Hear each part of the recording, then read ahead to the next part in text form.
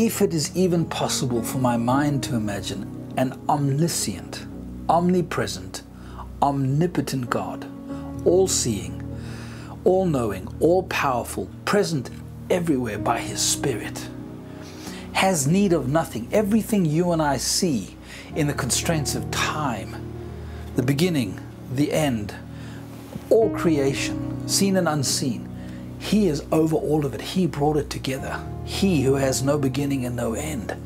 This, if our minds can begin to grasp it, and then you think to yourself, okay, such a being, such an almighty God,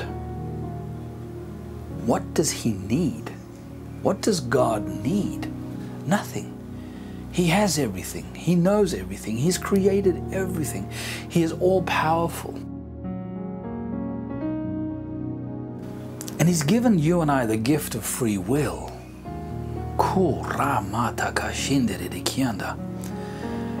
I think if there's anything that the Father needs, and maybe need is even the wrong word, but desires and yearns, is that we choose Him.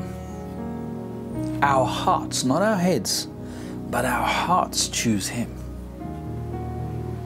And the enemy of Almighty God, His own creation who have rebelled against Him, have one purpose and goal. One purpose and goal before they are judged and sent into eternal damnation, into the fires of hell, the second death. That is what was created for them, the enemy of God. Their sole focus and goal is to put off that day of reckoning. And the only way they can do is by trying to disrupt the plans of the Almighty. Now, God knows the end from the beginning.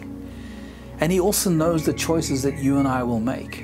And yet He does not interfere with that knowledge, but does everything, doesn't interfere sovereignly. He doesn't force Himself upon us, is what I'm trying to say. But He walks with us. He encourages us. He loves us. His kindness, long-suffering, His mercy leads you and I into a continual change of heart, a continual desire to renew our minds, and a continual desire to know Him, to walk with Him, to choose life, not death, and thereby disrupting the plan of the enemy of God. And the enemy of God will do everything in his power to try and trip you and I up, to attack us, to bring pain into our lives. Why? Because he hates the Creator, and he knows what's coming. And he wants to take as many of mankind, of humanity with him in the process to that place that I shudder to think about. And God did not create that for you and I, his creation.